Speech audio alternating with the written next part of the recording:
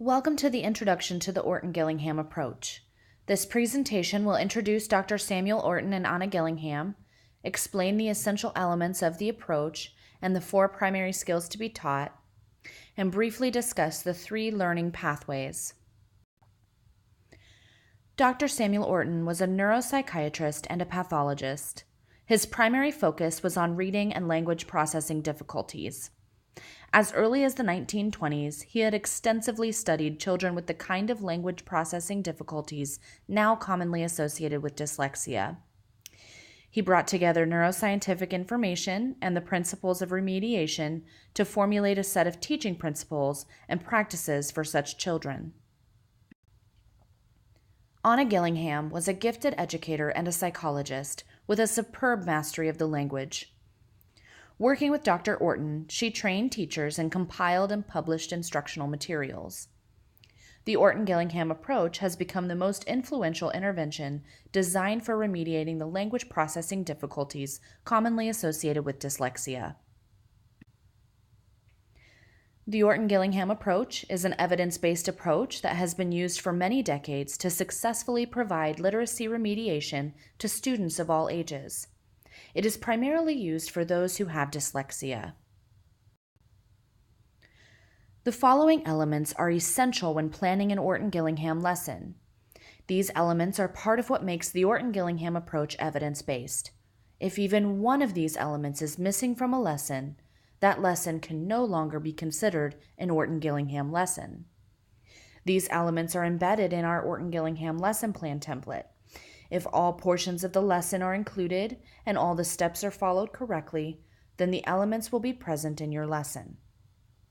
The elements are multisensory, phonetic and alphabetic, synthetic and analytic, structured, sequential, repetitive, cumulative, cognitive, diagnostic, and prescriptive. Next, we will discuss each element in detail. A multisensory approach is one that taps into the various modalities by which we learn. We learn via the visual, auditory, kinesthetic, and tactile pathways. The Orton-Gillingham approach is multisensory, meaning that all learning pathways are used throughout the lesson, making it an optimally effective teaching method. There is a logical connection between the sounds and symbols in our English language, as well as conventional rules that, when applied, produce independent readers. Using a phonetic approach offers the students the tools necessary to unlock the door to reading acquisition, as they can apply the rules of our language and analyze what is written for greater understanding. Synthetic phonics is learning the phonemes, or the smallest unit of sound, and their corresponding graphemes, or the written symbol for each phoneme, and learning to build words using these individual phonemes. Analytic phonics is breaking down a whole word into its individual parts. The materials taught are presented in an organized manner, indicating the relationship between new and previously taught information. This presentation facilitates optimal student learning as the tools of our language work together to develop competent, independent learners. When using the Orton-Gillingham approach, new material must be presented sequentially. Our scope and sequence moves from the simple concepts of our language to the more complex concepts. As the student masters the basic foundational language skills, they move on to the next sequential step, and so on until all steps are mastered. The Orton-Gillingham approach is repetitive, meaning that when we use the approach, we are constantly circling back to review previously taught information. The repetitive nature of the Orton-Gillingham approach promotes word recognition, reading fluency, and reading comprehension. The Orton-Gillingham approach is cumulative, and as you teach new information, it builds upon the information you have previously taught. As language skills are mastered, new skills are introduced. Each step is an essential building block for the next sequential step.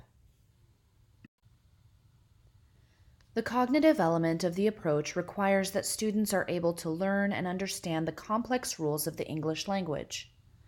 Those with dyslexia are of average to above average intelligence, and as such are capable of learning how to apply learned skills to become fluent and proficient readers, accurate spellers, and creative writers. When using the Orton-Gillingham approach, the instructor is continuously progress monitoring the student's performance to assess areas of need and responsiveness to instruction.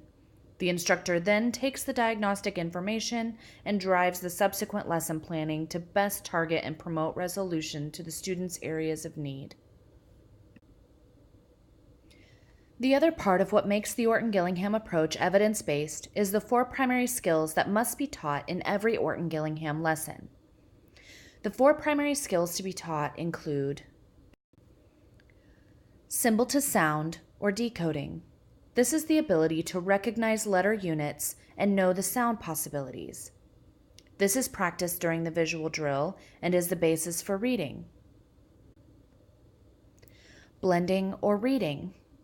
This is knowing how to blend sounds and syllables together in any order and is practiced during the blending drill and reading portions of the lesson. Sound to symbol or encoding, and this includes phonemic awareness. This is the ability to hear speech sounds in isolation and learn all the ways that speech sounds can be spelled. This is practiced during the auditory drill and is the basis for spelling. And finally, putting symbols together to spell words, or encoding. This is the ability to hear normal word pronunciation and separate the word into the correct sequence of speech sounds, as well as knowing all the ways to spell each sound in the order of frequency as seen in the English language. This is practiced during the spelling portions of the lesson. This concludes the introduction to the Orton-Gillingham approach presentation.